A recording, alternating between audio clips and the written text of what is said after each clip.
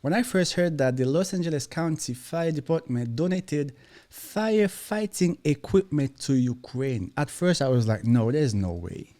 There's absolutely no way the leftists have gone that wild. He used his best game show voice, didn't he? Joining us now, host of the Keeping It Real podcast, Jillian Michaels, who lost a home in a wildfire in 2018. You sold a home in 2021, and that one just burned down. You have family. Your reporter was standing right actually in front of my house. I could see the rubble in the back that I sold in 2021. And you have family who is in Los Angeles right now. I currently evacuated my mother, gosh, I'm losing track of time, 2 days ago, and my wife stayed with her. My wife and her have moved twice because fires are cropping up all over Los Angeles. They're evacuating people, and there's complete gridlock. Nobody is directing traffic, so it's understandable you need to take the power down should a power line go down, but you don't have anybody in the streets guiding traffic. That's why you're seeing bulldozers moving through cars that have been left in the road like it's the Walking Dead as people are running on foot from the fires. It's absolute madness. And I've seen that clip of that mother, and she says to the governor, will it be different next time? And he says, it has to be. Next time. This just happened 4 months ago.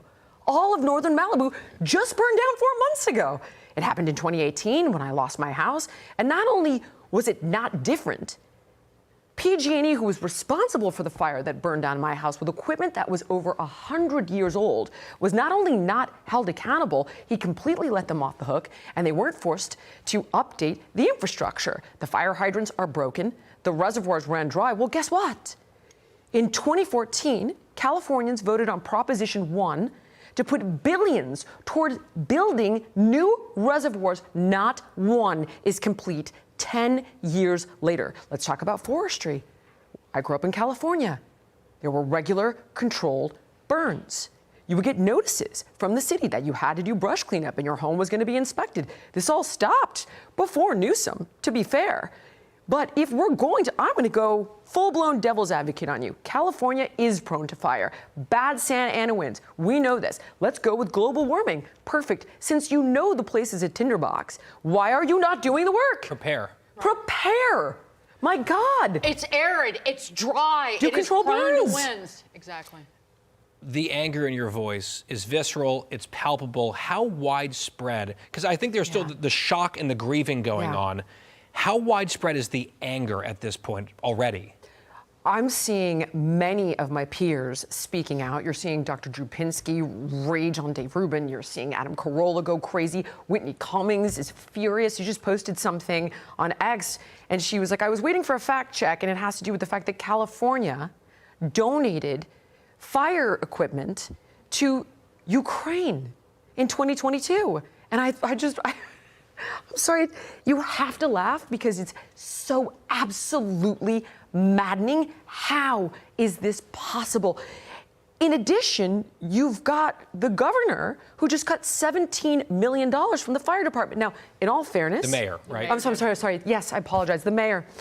And in all fairness, it's like an $800 million budget, but it's one you need to be increasing, not decreasing. And when you've lost tens of billions of dollars towards the homelessness crisis that you can't account for, and homelessness has gone up 30% in California since you began losing these billions of dollars, maybe, knowing that the state burns down every frickin' year, you could have put some of that money towards infrastructure. I've heard people try to fact check this fact about the $18 million fire department budget decrease because more money is coming in next year's budget.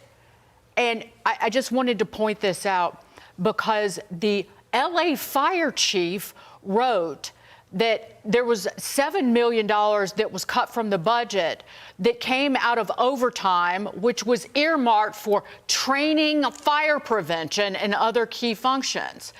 And the fire chief wrote about a month ago, the reduction has severely limited the department's capacity to prepare for, train for, and respond to large-scale emergencies, including wildfires. Even today, people who somehow prop up Gavin Newsom and prop up Karen Bass are trying to defend them when all of Pacific Palisades has been wiped off the face of the earth. I would give it to you if it was the first time. This is not new news. It is every single year, over and over and over again. How many people have to die? How many homes need to be lost? When you look at California, at least every year there is a fire. Every single year, people are losing their homes, people are losing their lives.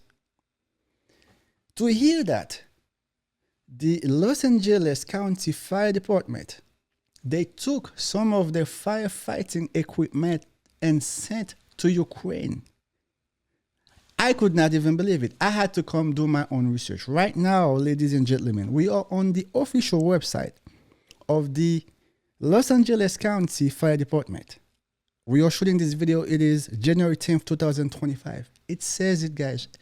LACOFD joins national effort to help first responders in Ukraine. You have not even done the work to prepare for your own citizen in moment of crisis. Let's continue to read. I could not believe it. It is unbelievable. On Thursday, March 17, 2022, the Los Angeles County Fire Department joined 4th District Los Angeles County Supervisor Janice Hahn at Fire Station 171 in the city of Inglewood to announce they would join the national effort to gather and donate surplus equipment and gear overseas to help first responders in the country of Ukraine. You have, again, I'm going to repeat that. You have not done the work to prepare to save your citizens' lives, and you are working for another country. How do you justify that? Let's continue to read. Here, this is a statement from Los Angeles County Fire Chief Daryl Osby. As Ukrainian firefighters continue to work on the extreme peril to remove victims with limited resources, we felt the need to step up and help in some way. How about you help your own citizen? Every Democrat-led city in America is a total embarrassment. And that's exactly what happens when you play identity politics. That's exactly what happens when you take unqualified people, put them in positions that they are not prepared for. And now when it's time to get the work done, they don't even know what they're doing. You cannot just put people in leadership positions just because of the color of their skins, just because of their gender, just because of their sexual orientation. It is ridiculous.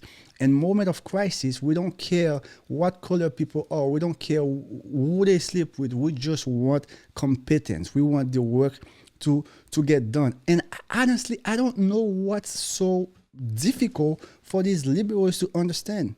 Like if I have an emergency, I call 911 and I need them to send me some people. I don't care about their gender. Just send me the people that can help me in that moment. And over again, we see the Democrats, we see the liberals play this identity politics, choosing a vice president just because she's black, just because she's a woman, not because she's qualified. Look what's happening in New York. Look what's happening in Chicago. Look right now what's happening in California. Every Democrat-led city becomes a pure embarrassment. If we don't speak out against this nonsense, against DEI hire, it's gonna get more and more out of control.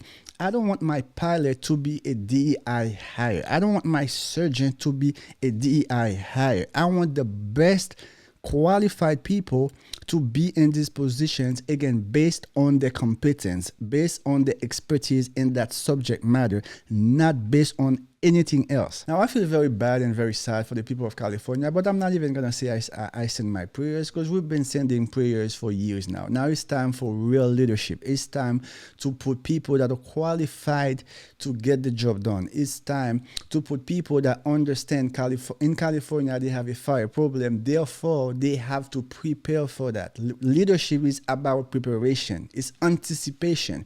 By the time it already happens, it's too late. You have to get the work done. You have to anticipate the future. That's what being a leader is. It's not putting people in leadership position because they cut their off. It's not putting them into leadership position just to fit the identity politics. No, we need real leadership always. And of course, as always, thank you guys for watching. Give this video a thumbs up. If you have not subscribed, go ahead and hit that subscribe button. Also, leave a comment, let me know what you think. I'll see you guys in the next video.